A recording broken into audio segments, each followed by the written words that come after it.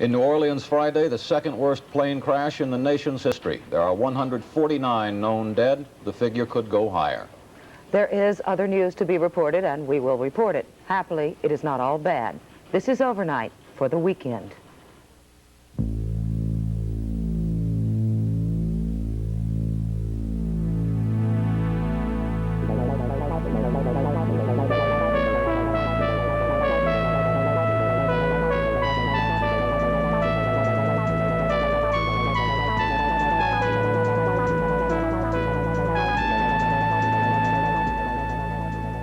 There was a plane crash in a suburb of New Orleans Friday evening just at rush hour.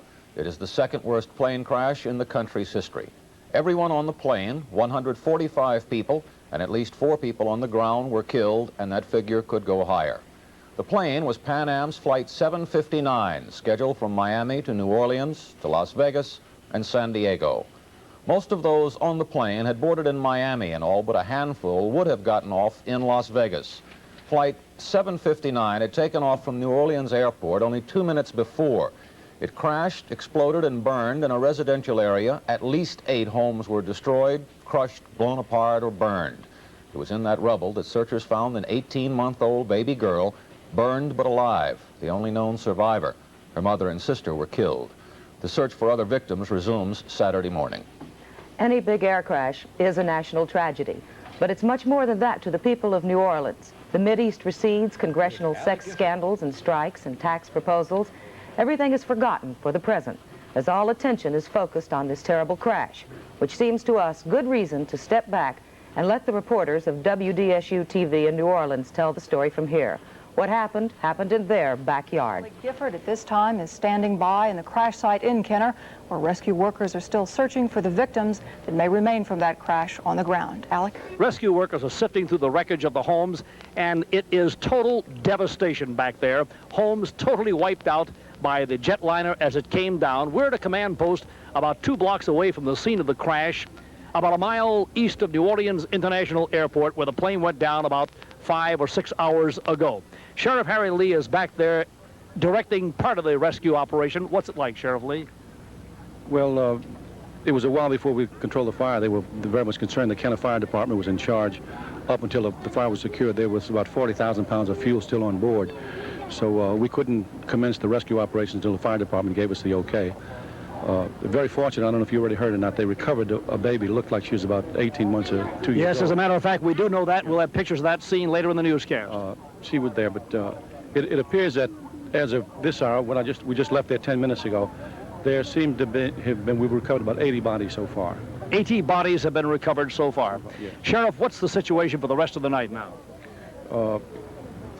Chief Lentini has asked some of his people to go home to get some rest, and we've asked some of our people to go home. We're going to continue operations throughout the night.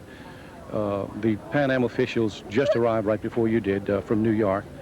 FAA has been on scene immediately after the accident. They're looking at the investigation, and all we're doing now is trying to recover the bodies.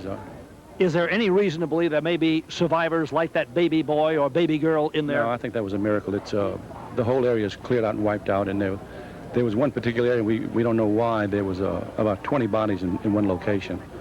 The only big part of the plane left is the tail section that we saw, and we're getting calls all the time that there's parts of the airplane all over the area. There was virtually no recognizable trace of the airplane from the wreckage. The Boeing 727, just like this one, took off from New Orleans International Airport at 4:09 this afternoon. At 4:11, it went down, cutting a path of destruction through 2 blocks of homes. You wouldn't believe the gas explosion when it wiped out the house over there on 17th and Fairway. The house was completely demolished, and the gas was shooting straight up about 100 feet. Then besides that, I looked over. The fumes from the plane was going up about 300 feet. So all I could think of was get the people out of the houses. So we went from house to house, me and a couple other guys, and we got all the people out. There were many other such heroes in the wake of the crash. 143 people were on board when the plane went down. 14 first-class passengers, 122 coach class, 4 flight service attendants, and 3 in the cockpit. The Pan Am Flight 759 originated in Miami and was ultimately destined for San Diego after a stopover in Las Vegas. The crash site about 2 miles from the airport near 17th Street was strewn with rubble, and smoke filled the air because the plane apparently exploded after it went down. The crash has devastated the Kenner community. Willard Shepard reports the plane wiped out almost everything in its path. Residents were devastated by the crash. The plane hit near 17th and Fairway. It wiped out homes in the area and left wreckage everywhere. Parts of the plane were on rooftops, in backyards, on front lawns. Firefighters battled blazes that were caused by the crash. Foam and water were used to cool the wreckage. Some homes were totally wiped out, while immediately next door, others stood intact. All right, well, I live on Hudson Street, which is about 2 houses away when it happened. I just got through cutting the grass, and I went inside. The big, great boom, like you wouldn't believe, went off. We thought the lightning hit a transformer. Well, my wife said, God, what was that? I said, I don't know, honey. I said, let's go see. As soon as we come out, we looked out the door. There's a piece of the engine standing in the middle of Hudson Street. Plane. Hospital emergency workers combed through the wreckage looking for survivors. Every possible sheriff's deputy and firefighter was called to the scene, hoping to find people who were still alive in nearby homes. Emergency workers only found one small child alive. Within 2 hours after the crash, the Homa Blood Center was flooded with donors. And by 9 o'clock, officials said nearly 400 people had given blood, with hundreds more outside waiting to do the same thing. It was their way of helping out in the time of a catastrophe. Well, because I'm able to give blood, and I thought maybe I could help someone who's in need of blood. And I just hope that everything turns out all right for the people who do survive. As I feel in any emergency, it is everybody's responsibility to do what they can to help. And this is the first thing I could do for anybody was to come and give blood. I heard about it on TV like everybody else. I figured I'd do my part. It's just it. You got some extra blood, give it to somebody that needs it. Doctors will use the platelets from the blood in the treatment of the burn victims. The center will stay open until 11 o'clock or until most of the people waiting in line have donated their blood. The center will reopen again tomorrow at 8 o'clock in the morning. And let's turn to Dan to find out a little bit more about the weather conditions at the time. Well, we have shown you before, and in fact, if we want to right now, up on our radar gizmo, I'm at a loss for words this evening, you'll have to forgive me, is the frozen picture of the National Weather Service radar from 4:08 a minute before the flight took off. And again, if you look toward the lower left center of your picture, left and down from the center of the picture below Lake Pontchartrain, you'll see thunderstorms scattered along the wiggling line that is the Mississippi River on our map overlay.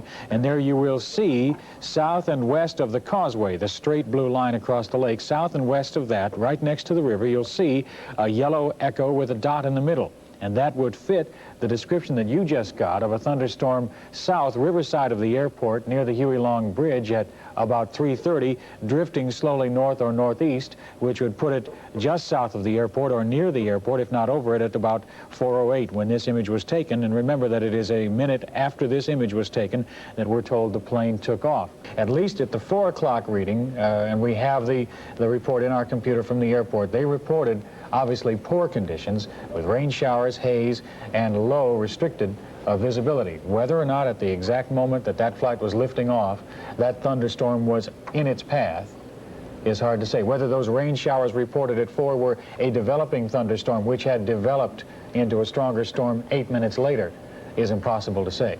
But every indication we have, the Weather Service radar and the airport report officially at 4 o'clock, as well as the report you've just gotten, and that from another pilot to whom I spoke earlier in the evening and whom I trust as an observer and as a clear head, indicates that conditions at that time for the airport, for incoming and outgoing aircraft, were poor. Visibility was restricted, and in one case, the pilot I spoke to felt that if heading in a certain direction, it could have been reduced to 0 at that time. We're conjecturing now, trying to put pieces together from what we know, but what we know is at least the bottom line fact is that conditions were real poor. There's a kid alive. You got a kid alive over there. The kid is alive over there. Just when authorities and rescue teams had given up finding any more survivors, out of the rubble and devastation, a 16-month-old little girl from Kenner was found to be breathing. Paramedics rushed her in an ambulance to East Jefferson Hospital in Metairie, accompanied by a caravan of motorcycle police who paved the way.